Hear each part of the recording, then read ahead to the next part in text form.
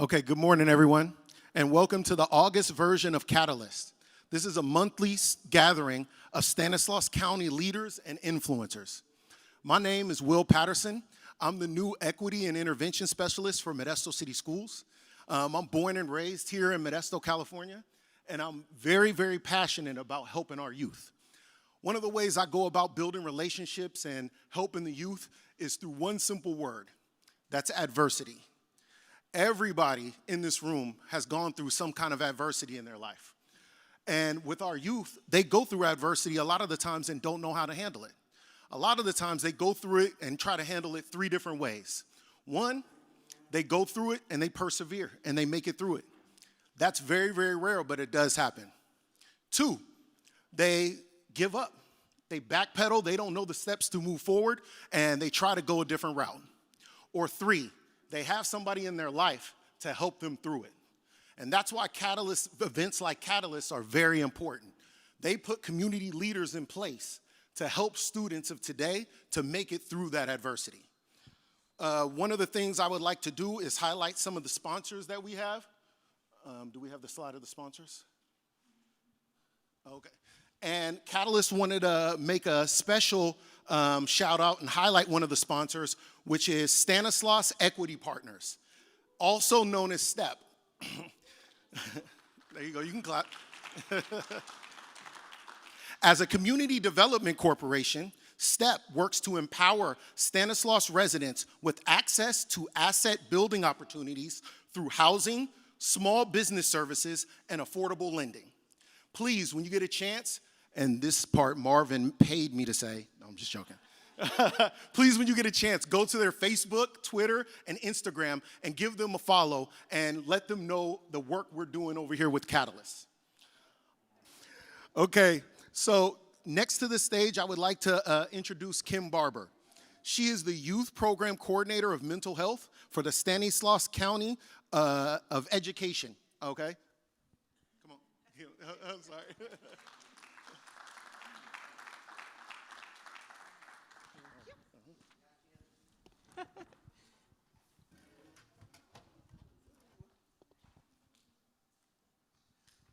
Start my slides. There I am. Okay. So good morning. Today we're going to just take a quick glance at some data. Did you love data? I love data. From the California Healthy Kids Survey, also known as the CHKS. The California Healthy Kids Survey examines school climate, school safety, student wellness, and youth resiliency. It's administered annually to all the students in California in grades 5, 7, 9, and 11. It enables schools to collect and analyze data regarding health risks, behaviors, school connectedness, school climate, protective factors, and school violence.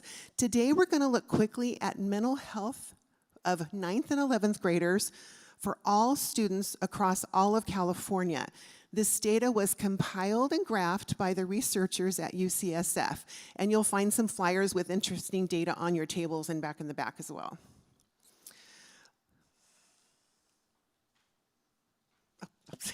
Our local schools examine this data to ensure that 80% of the students are aware and they're receiving strong universal supports. Schools use this data to address common needs among the students while also providing targeted interventions for 15% of the students on campus and also intensive supports for 5% with the highest needs.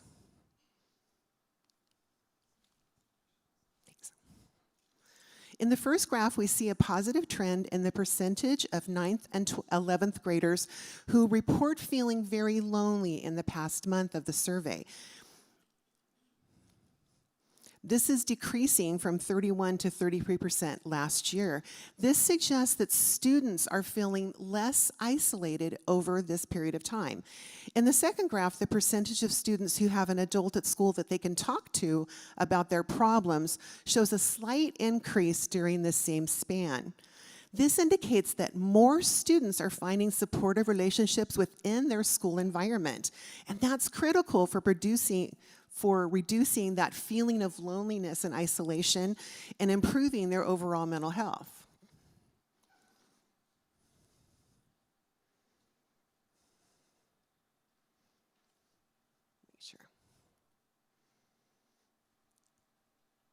I want to make sure I'm on the right slide.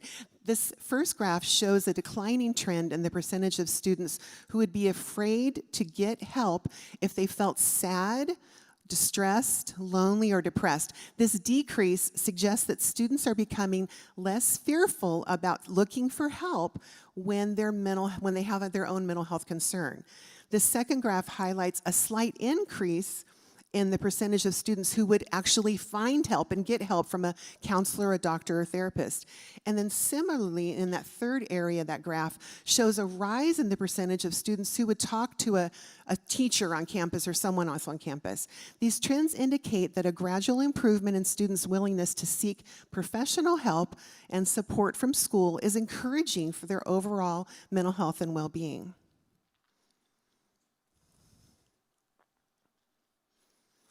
So in this slide, the first graph shows that percentage of students who just wanted to get help from a counselor or therapist. It remained, am I on the right slide? Yeah, it remained relatively stable over the last 3 years. The second graph indicates a positive trend in students who, among those who wanted to find help, actually received help. So this suggests that more students are successfully accessing the mental health supports that they're looking for. And the third graph highlights a gradual increase in students receiving help from a counselor or therapist at school. Now, this improvement underscores the growing availability of mental health supports and the utilization of the supports that are available on their campuses.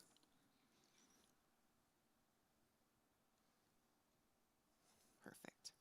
Now, this survey indicators related to help-seeking behaviors. Specifically, this module asked students from a checklist of behaviors what they would do if they were experiencing their own signs of depression. And the first graph shows a decrease in the percentage of students who don't want to talk to a counselor or therapist. This suggests a growing openness among students that are looking for professional help. The second graph indicates a decline in students who felt that a counselor or therapist wouldn't even understand them. And that's remaining steady for a couple of years, but it's dropped in about 4 points in 22-23. Then the third graph reveals a decrease in concern that people would think there's something wrong with me. And then lastly, the fourth graph shows a decline in the fear that other students might find out. So these trends highlight a positive shift in attitudes toward mental health support, with fewer students perceiving that stigma or misunderstanding as a barrier to finding that help that they need. So in conclusion,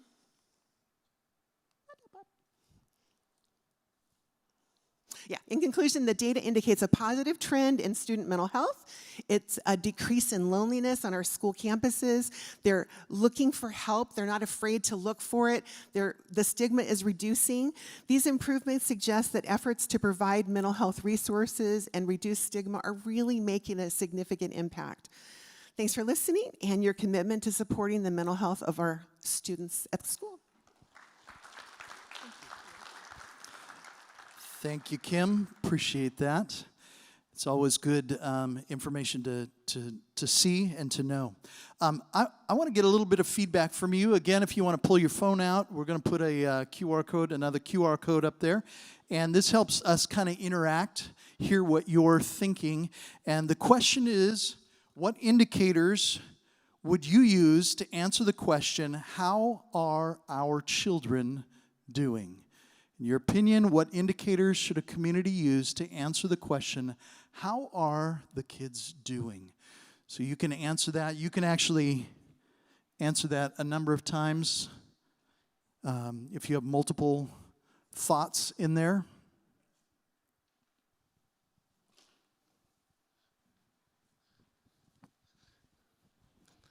Those are some great and powerful answers up there. Okay, so I would like to introduce our key speaker for today, Dr. Sara Noguchi. Dr. Noguchi became the 17th superintendent of Modesto City Schools in June of 2018. With over 30 years of experience in education, she is deeply committed to equality, social justice, and service in every student. Her career spans diverse roles from teaching to chief executive of highly diverse communities.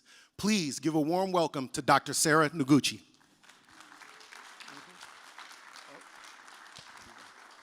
Thank you. Thank you, Will. All righty. 30 minutes is the challenge today. For those that work with me, know that that's always the challenge, right? First off, thank you all for being and coming out this morning. I know it's early, but I believe that the report today is going to energize you as you walk out of this room today. First off, before I start, there is our first attempt at doing a report to the community. I think Brad was giving some out, and there's also in the back of the table. I saw it for the first time yesterday at 5:30. There's a little bit of work to be done, so you'll see a second edition here in the next couple months, or the next couple weeks as well, especially for our key communicators, the folks that work with me.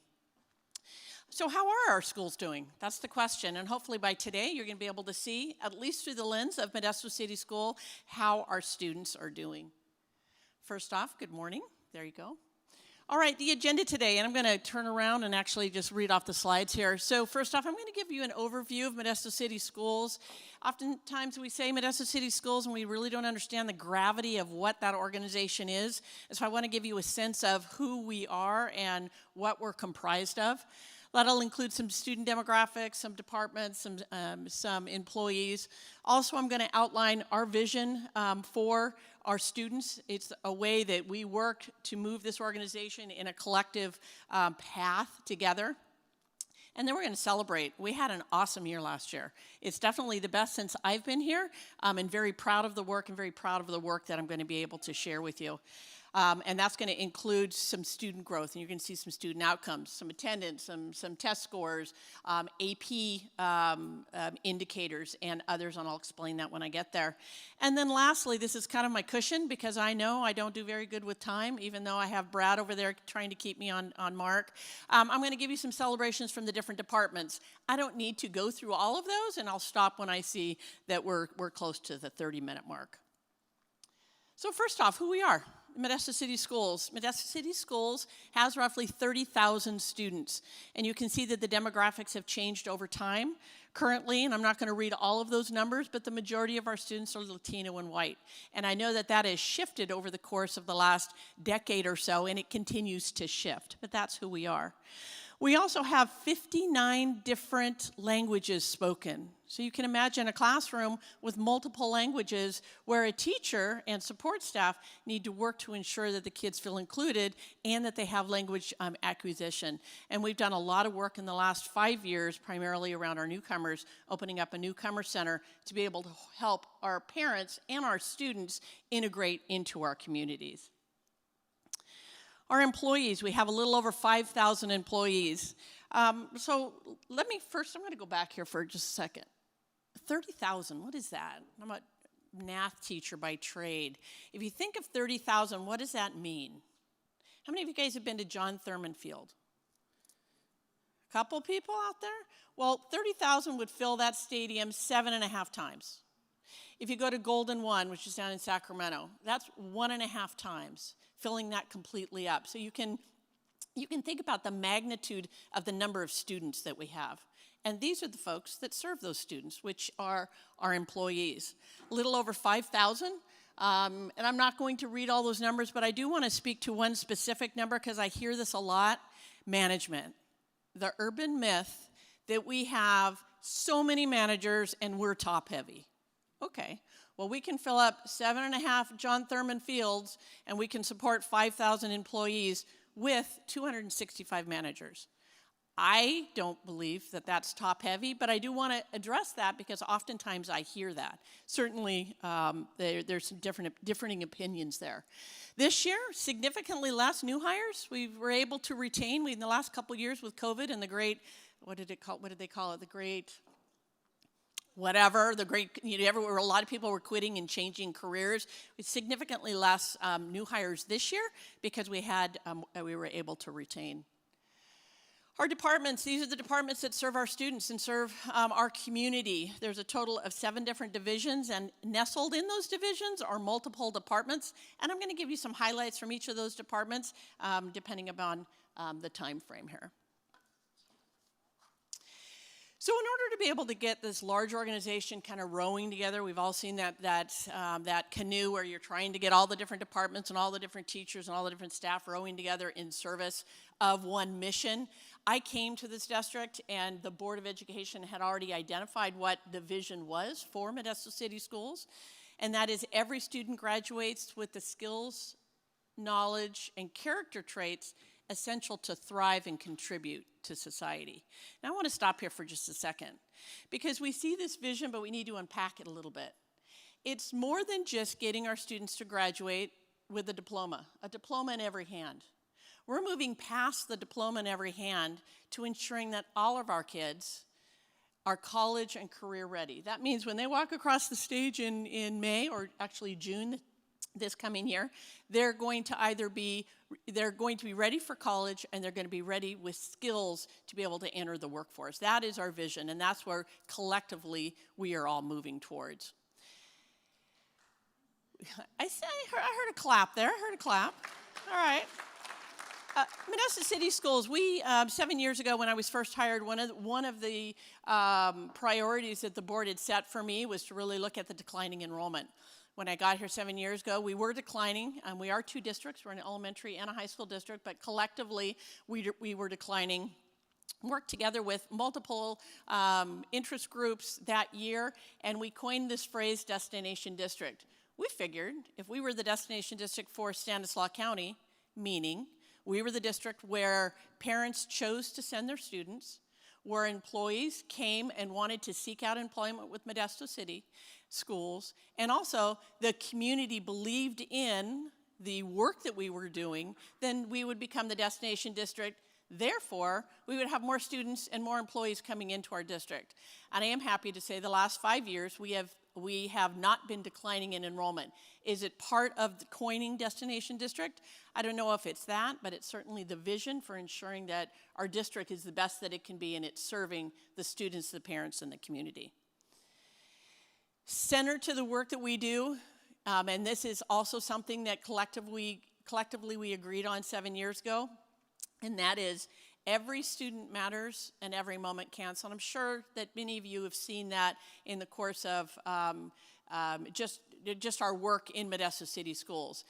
This is really based in equity. We have to ensure that every student, however they show up, that every student matters and where they are social, emotionally, or academically, and that every moment counts, because we can't lose a minute of their time, because it's important to ensure that they are college and career ready when they walk across our stage. So that kind of frames Modesto City, and now we're going to start with some celebrations. We had an amazing year last year. And it really wasn't just 1 year. It's a culmination of good work over the course of many years. And I'm going to highlight some of the awards that the board and also the school district as a whole earned as a result of this good work. First off, I want to celebrate the California Department of Education Green Ribbon School. It's only 1 out of 14 in the state of California that we were awarded, and this is obviously the first time that we had earned this. This really acknowledged the work that we have done with our sustainability efforts, and you're going to see later on the significant improvement that we have done relative to carbon emissions for the state of California, and it's more than our buses. And this year we're going deeper and further with our sustainability efforts, as well as we have a task force of a number of stakeholders that are coming together to identify recommendations to move forward. Additionally, the EPA Energy Star Award, which really speaks to one of the reasons why we got the CDE award, California Department of Education Award. 25 out of our 34 schools are based upon energy efficiency. So we are in the top 25% in the nation and 25 of our schools, or 24 of our schools. So hats off to all the employees that are closing their doors and really looking at how they're using their energy and their energy efficiency, because they're making it happen. And the last one there is leadership. We needed leadership in this to be able to move forward with these particular awards. Next, and this is one that I'm very proud of, and I know that a number of folks in this community are proud of, and that's Elliott's Model Continuation High School. There's only 1 in 11 in the state of California that got this award, and this is the first time that Modesto City Schools has earned a model award for Elliott. And for those of you that drive past Elliott, you're seeing some magic happening out there that I'll speak to in just a minute. So yes, let's take a minute and give a big shout out to Elliott.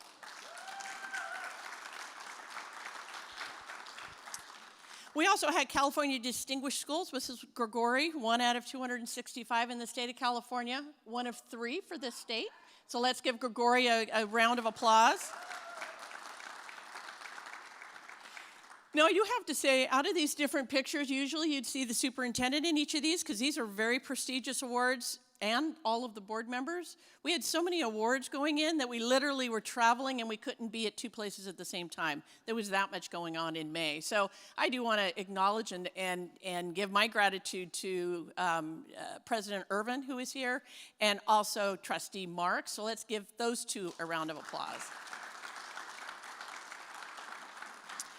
And that speaks to Region 7 School Board Award. So our board for Modesto City Schools won an award for our region. I want to stop just for a second to speak about that. I've been in this world of education for 35 years and doing superintendent work roughly about 12 years, 7 of which are here. And I have to say, I can't do my job, which means I can't lead and support the departments if I don't have a strong governance team, and a governance team is the board members and the superintendent. Collectively, we all have different ideas, we all have different opinions, but we're committed to the students' success, and we're committed to treating everyone with dignity and respect. So with that, they won an award also, and were acknowledged for their solid work in boardsmanship. And lastly, Community School Awards. This is an award. It's not necessarily an award because we've done something great, but we have earned an award for Johansson and Elliott, $3.4 million for the next 5 years to truly transform support services for kids. So this is going to be awesome for Johansson and Elliott. All right, now let's get to some student outcomes, some student data. I have like 15 slides here, and I am going to go through some of them fairly quickly. If any of you want this presentation, I'll be happy to give it to Mike. He can send it out, whatever that looks like. But I am going to go through them fairly quickly, but there's some great information. Last year, as a superintendent, I was a total Debbie Downer last year, this time. Debbie Downer. Data wasn't coming in the way we wanted it.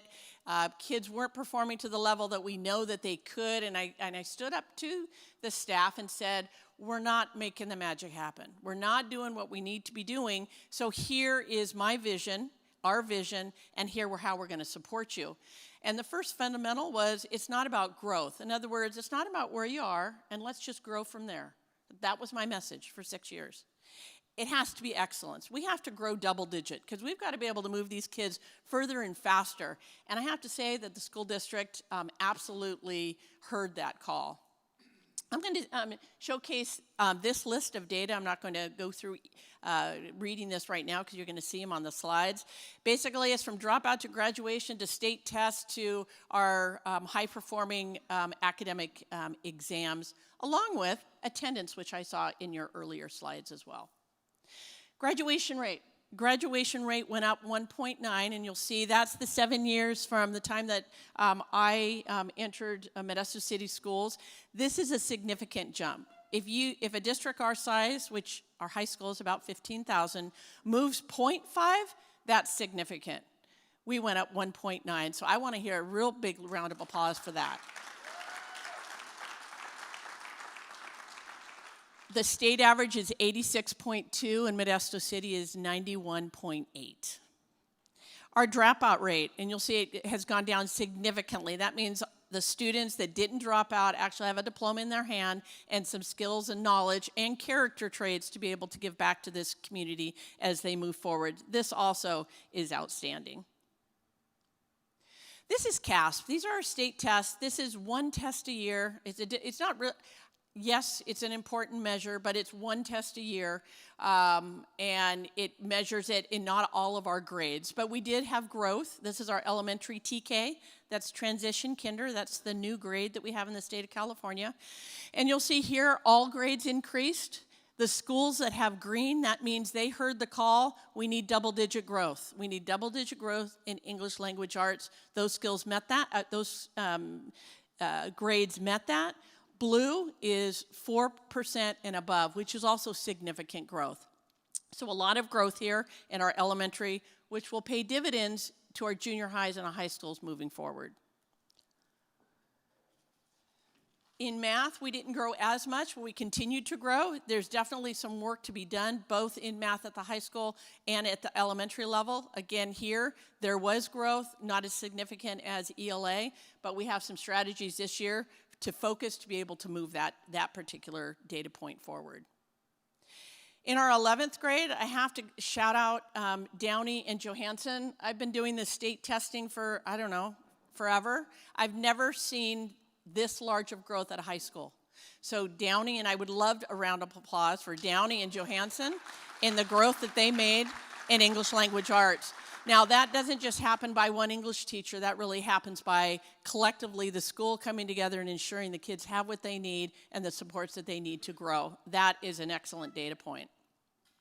In math, again, work to be done here. Only 4% in Downey and Enox. On the others, there was growth, but not to the level that we need, and we know this is an area of focus. College career, and I'm going to stop here for just a second. So college career, there's different indicators that the state of California has to show your kids are college and career ready. It's very complicated, but here's 3 of those indicators. One, or at least 2 of the indicators, but before that I want to talk about course planning. I recognize that students, when they get into school in 9th grade, oftentimes they are not focused. They don't know where they're going. They're just going to school, and they're just, kind of in the machine, and they're moving forward. We recognize that we wanted to have our students engage in an interest inventory. What are you interested in? What's your aptitude? What are those different jobs that are aligned to that? And then how do you make a plan to get there? All of our students, the majority of our students, and that's 14,619, completed a 4-year plan, which was that interest inventory and that alignment. This coming year, we're going to be moving it to 7th and 8th grade, so going into high school, you will have that plan. This is awesome for our students. Dual enrollment. This has been a nemesis of mine, and I've talked to Mary Ann many times over the course of this year. It's like, how the heck can't we get dual enrollment in Stanislaus County, because it's everywhere else in this state? It was many, many barriers, and I can say last year, really under the leadership of Brad Godot, who is the deputy superintendent, I'm going to give a round of applause for him. He really worked with Brian Sanders, who's now is the current president, to break down some of those barriers. And this last year, we had hundreds of more kids enrolled in dual enrollment, and 77.2 of them earned college credit. This coming year, which is the better one, and then we can clap, we're going to have dual enrollment at all of our high schools, because we just piloted it at 2 last year. So a big round of applause for really breaking through some of those barriers. We're not where we need to be, but we certainly are much further than we were 2 or 3 years ago. I want to give a couple call outs to advanced placement. Advanced placement is courses that you can take in high school, and if you earn a score of 3, 4, or 5, you're able to get college credit. It's like dual enrollment, but doing it in a different way. The Board of Education 7 years ago really pushed me to say, okay, what are we doing to ensure that we've got rigorous expectations and opportunities for all of our kids? It's more than IB. IB is a wonderful program, excellent, we all know that. But we have to have rigorous academic courses and choices for all of our kids. And over the course of the 7 years, we have expanded that, and here's some data points to show that. Our AP exams increased by 20%. 714 more AP exams were given this last year. That's significant in our schools. Of that, 14% of those were unique. In other words, I'm an AP student, and instead of just taking one, my principal really wants more AP exams. Just take 3, Sarah. No, I'm going to bring David into the fold, and I'm going to bring Kim into the fold. I'm going to bring other people into the fold. So 14% new or distinct exams, which is great. Come on. There we go. I recognize this is going to be difficult to read, and again, if you would like this presentation, I'll send that out. But here's the point here. Another thing that the board asked 7 years ago was to break down student data into student groups. We can say all this great stuff about how well we're doing, but if we can't dig down and drill down into the different student groups that we have, then we don't know the areas that we need to work on. So this shows here all student groups with the exception of Native Hawaiian, which is a really tiny group, grew, and the no response. So all of our for the most part, the majority of our student groups grew. Performance. So you can say, yeah, go take the test, but how are our kids doing? Just because they took a test, that doesn't necessarily mean that they're performing. 36% increased the passage rate in AP. So that means 667 students have college credit because they passed that exam. And it's not only are they passing the exam, they're passing the exam at a higher rate. So 7%. Instead of getting 3s, they're getting 4s. Instead of 4s, they're getting 5s. And here is our breakdown of student groups. And you'll see here we had 5%, or 5% for American Indian, again, really small population, 2 or more races, 14%, white, 9%, African American, 17%. That's the increase of the exams that were passed. Now, we know there's still a lot of work to do. We can see 17% for African Americans. That's great. That's growth. That's where we need to go. However, it's still significantly low, the number of kids that are engaged in it. So we're down here, we moved, but we need to get them here and move. And so we'll continue to work on that. All right, attendance. The blue is pre-COVID, because everyone asked, well, where were we pre-COVID? So you can be able to compare. Attendance, if you grow anything more than 0.5, you've grown significantly, and you can see that our elementaries knocked it out of the park at 2.3. Our high schools are pretty much aligned to where we were pre-COVID. So some great work for the entire district and the county in the work that we did with our attendance.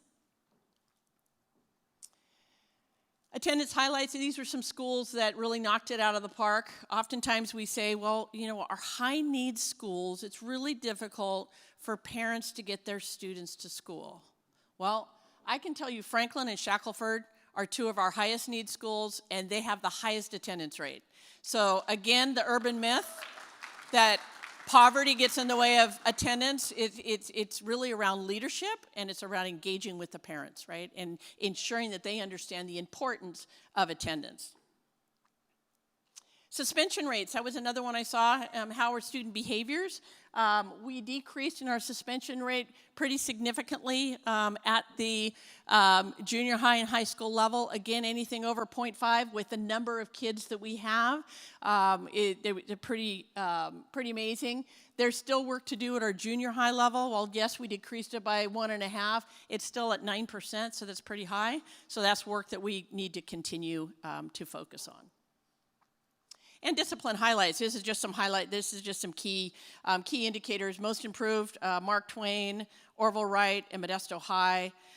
Really focused on African American achievement last year because the data came in last year and it was dismal. It was not where we needed it to be. And we'll continue this focus this year. And in high school, they dropped a little over 4%. That is a significant number as well. All right, this is another area that I'm really proud of. Last year, our redesignation rate came in. Redesignation rate is, if you're an English language learner, you work towards becoming redesignated to an English fluent, because English fluent, if you are a second language learner and you are redesignated English fluent, you outperform English onlys. I mean, your achievement, it skyrockets. The year before, we were at 438 students that we redesignated, and I said, that is absolutely unacceptable. We've got a district of almost 30,000. 40% of them are English learners. We cannot be happy with 400. So I gave them the challenge to increase it by 100%, and they exceeded that goal. So this is an amazing data point for our English language learners. I'd love to hear a shout out. All right, I've got 6 minutes. Doing pretty good. I'm going to talk about some celebrations for our departments, because while we just saw a lot of data around student outcomes, and there'll be more coming out in September, it doesn't happen without leadership and without the departments to support. The slides that I have in front of you, I just presented to principals last Monday. I'm not going to read all the slides. I'm just going to read the light blue, just certain sections of it, because it's just too much data, and you're not doing that in 30 minutes. All right, there's all the departments. I'm going to roughly go through probably about half of them. First off, fiscal services, business services, 500 meals were served, but that second blue bullet, which I want to focus on, we purchased over $1.2 million of local produce. So that is wonderful for our business owners and the ag community. Transportation, the third bullet down there, the EV buses, 844,000 pounds of CO2 did not go into our air last year because of our green buses, and I'm sure many of you guys have seen the green bumpers. That's a significant pollution reduction, and that's just our buses, and that's just one area of our sustainability efforts that we are working towards. Facilities and planning, I want to talk more about that, and I've got like 3 or 4 slides on facility and planning, because all of you guys are seeing all sorts of building and great work out there in our communities and in our schools. Measures D&E. Measures D&E is sunsetting this year. The dollars that were allocated for D&E have now been expended. And I really want to thank the voters for that. That was my first year that I was here. I had nothing to do with getting that passed. That was my first year, and it was all in motion. But from that, we've completed 9 cafeterias, or will complete 9 cafeterias, which truly is a game changer. It's not just a place where kids eat.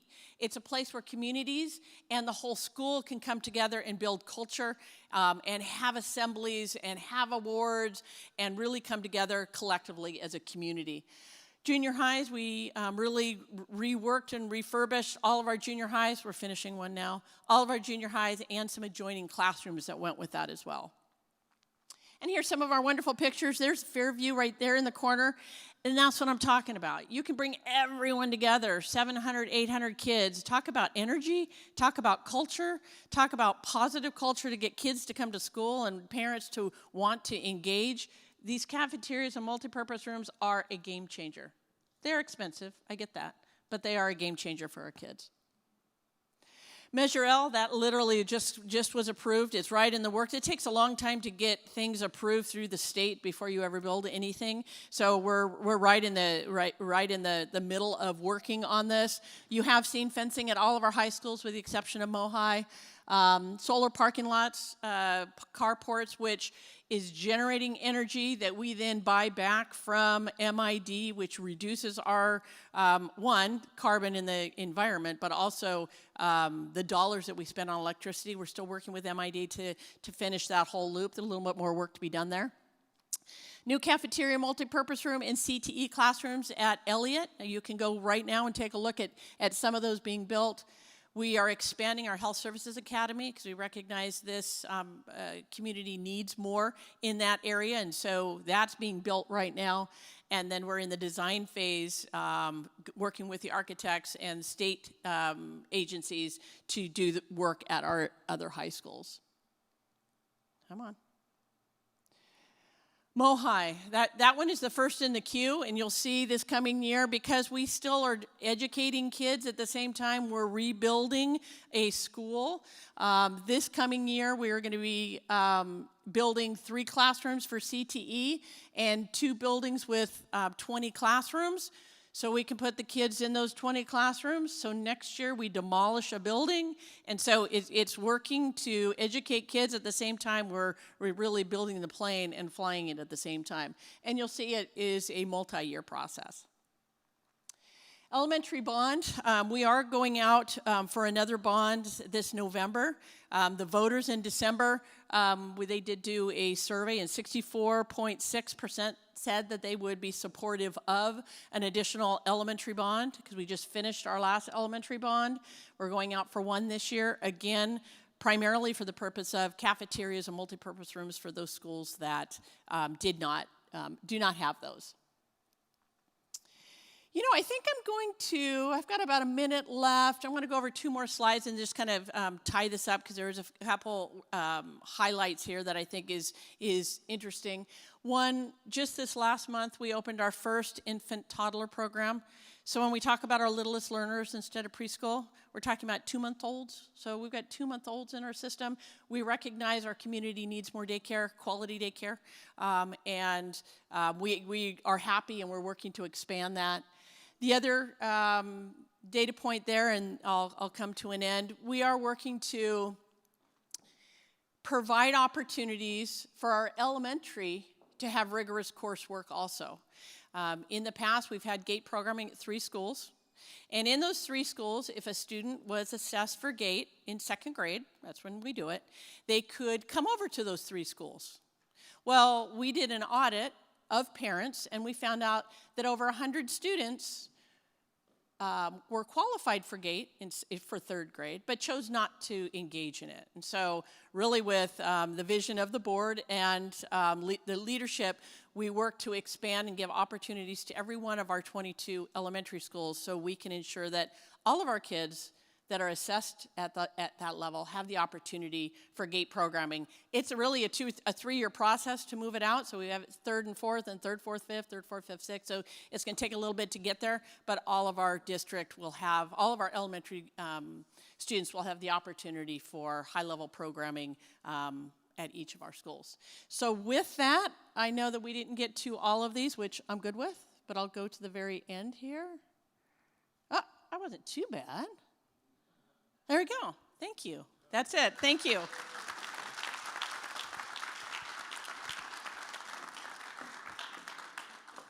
Thank you. Thank you, Sarah. You did it. Thank you so much. Please, one more time, would you do that? Give her a hand. It's great having you in the community, and I was thinking in the back, I hope you stay with us for a while. We're going to fix this thing. Amen. I guess I can say amen, but I'm glad to have you here. You know, the question that came up, by the way, she and her staff will be in the back. So if you want to go back up and ask some specific questions, a couple of board members are here. Some of the staff are here. John's been on the board for amazing, Cindy, 20 years, right? About 20 years. Pardon me?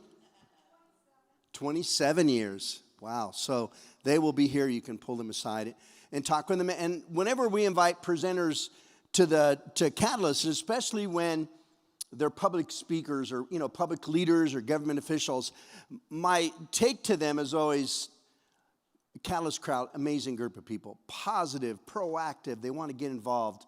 So they come with this spirit, just like you have been of getting involved with them. The question this morning that we wanted to answer was the Masai African tribe question. When they greet each other is not, how are you? The way they greet each other is, how are the children? How are the children? In our community, the question that we wanted to answer this morning, how are the children doing? How are our children doing? And to hear Kim and then to hear Sarah just answers some of those questions. The other one that was moving to me, a little thing that she said, that maybe you caught it, maybe you didn't. When she said, Mary Ann Cannon has had numerous conversations with me about dual enrollment. It was those kind of conversations that move the details, that move things along, that you take time and make time to have quiet, private conversations. Now, I can't answer for you, but when somebody tells me how stupid I am and I'm a loser and I'm selfish, and it doesn't tend to move me very much to actually do something. Now, the story is there's a place for that. But to have quiet conversations and say, how can we do this? How can I partner with you? How can I come alongside you? How can I help you? I had the privilege of spending 2 years in Modesto City Schools in district office. And one of my first days, the superintendent, Jim Enox, at the time, pulls me aside and he said, Marvin, society has placed their sins on my doorstep and has told me to fix them. What a powerful statement, and that was quite some time ago. And I think about the time when my girls are growing up, because they're all Modesto City Schools grads, and I am as well. That little Franklin School kid, the little Mexican kid, that was me. Franklin School, baby. Franklin Falcons. But my girls grew up watching Andy Griffith. You guys still see Andy Griffith? And all the little kids are lined up in there, and they're just so, Mrs. Crumb or whatever her name was. Things have changed in schools. So, yeah, see, now you're getting it all. So trying to see, okay, how do we now, as a part of the community, our schools, they have their role. We have our roles. We have our part. So I want to continue to encourage you. And you're all leaders of leaders, so not just you, but those that you influence, move to help them get involved as well, to invest in young people, whatever that would be on a local campus, supporting families that are in a district, getting on committees and boards and panels, because they're always looking for positive people who can move things along. Because how are the children are not just Modesto City Schools' issue. With candor, how are the children is the first responsibility of the community. They have their part. They respond to us. But it's us in the neighborhoods supporting families and moms and dads and all those kind of things. It continues to take all of us. And that continues to remind me why we have this space once a month to remind us again and again and again, continue to get involved. How are the children? How are the children? Powerful question. Rather than, how you doing? How are the children? I want to bring up a couple of young people, come on up, that I'm quite proud of. We're going to promote next month, September. So George Ratana, Carlos Garza, and Estella Areola. These are 3 recent graduates. Everybody's young to me now, so to be a part of the Latino Leadership Initiative, which is one of the things that City Ministry Network does, our piece of the community development pie is to develop young men and women focused specifically in this season. We're just like Modesto City, everybody. We do not discriminate. We will invite everybody. On the other hand, with our community continuing to grow to almost 50% of Latinos, we've got to get those young men and women who are skilled in leadership development, who understand how systems work, so they can take their place in the fabric of leadership. So I won't apologize about that. We're going to get everybody amazing. If you've got a young person who wants to sign up, let's do it. Let's sign up. On the other hand, they have a rigorous selection process. They do an application, and then the interviews can be quite intimidating.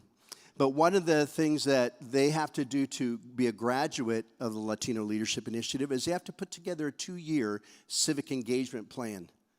So the question is, good, I'm really glad you've learned things. Great. What are you going to do about it?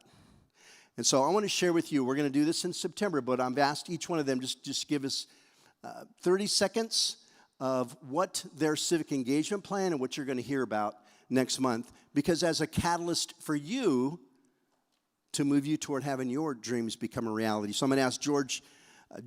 Well, let's go over to George since I was looking at Carlos. George Ratana, and George has a heart for veterans. So George, 30 seconds, baby. Good morning. My name is George Ratana. I'm also a Marine Corps combat veteran with multiple deployments to the Middle East. So I'm also the CEO of a newly found nonprofit organization called Veterans in Action Incorporated. And we collaborate with federal, state, faith-based veterans and organizations to address the issues we face as veterans when reintegrating back into society. We focus on providing employment opportunities, mental health, reintegration, things like that. And the biggest thing is fostering camaraderie and community for veterans who are trying to reintegrate society. I just want to share this. Veterans are a 57% higher risk of suicide than those who have never served. So our goal with Veterans in Action is to get the community to help us engage veterans because it's vital. Community support is vital, it's life-giving, and it's much needed for successful reintegration of veterans back into society. So as we provide this network for veterans, we ask that you join us to help our men and women who have sacrificed so much for this nation by helping them reintegrate back into society and making room for the society that they've sacrificed so much for in this nation. Thank you. Thanks, George. You can stay here. So you'll be hearing George's a fuller presentation. I'm going to go to Carlos because you're like the smartest of them all. Okay, not that these guys aren't smart, but okay, Carlos Garza, go for it. Carlos. Good morning. I'm going to be creating a podcast that's going to be in order to help out our community. The title of the podcast is That 209 Podcast. And I want to create and release a successful podcast that connects our local residents with civic leaders to spark engagement between the two and hopefully simultaneously encourage residents to pursue civic duties.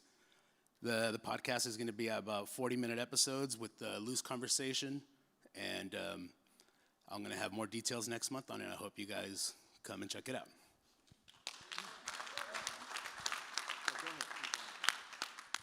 Good morning, everyone. My name is Estela Riola. I work for PIQE, also known as Parent Institute for Quality Education. We do a lot of the family engagement work here in California. So a lot of the community that I work with are Latinos. 80% of the families that we work with are Latinos. And so my project is around documenting and telling the stories of Latino leaders here in the Central Valley through interviews and conversations in both podcast, audio, video, and written form. I believe that we are our history keepers, and we need to be able to document and really storytell the large impact that often gets forgotten that Latinos have to our society here nationally and also just globally. Good job, you guys. This is, they're a part of, there's 13 more. I'm sorry, there's 13 total grads from this cohort. So they'll be, at the end of this, we'll have 78 graduates over the last 5 cohorts, and they're all engaged somewhere. Yes, you clap. Thank you so much. All right, yeah. They're involved somewhere in the community, quiet work and boards and commissions, and these are an amazing group of young people. August 10th is our graduation, and we'll be at the Veterans Event Center on Coffee Road if you want to be a part to hear the whole stories from all 13 of them. So amazing group of people, but we just asked 3 because you all have short attention spans, so we couldn't have you do all of them. So thanks, you guys. Thank you, Mark. Yeah. Thank you so much. Amazing young men and women. Some of them are Modesto High grads, Modesto City Schools grads, but investors in our community. I'm going to pray for us. Modesto City School staffs will be in back.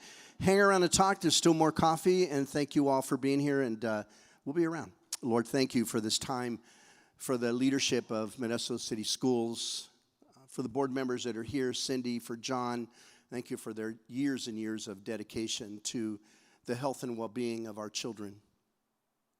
Catalyst exists to be a tool to make this community, to assist this community, to help this community to be a good place to grow up and to grow old in. Education definitely is a key piece of all that. Thank you, Lord, that these men and women in this room are community members and partners, influencers for the sake of every child and every family. Praise an encouraging time for them today. In my Lord's name I pray. Amen. 8:12. Enjoy yourself this morning. See you later.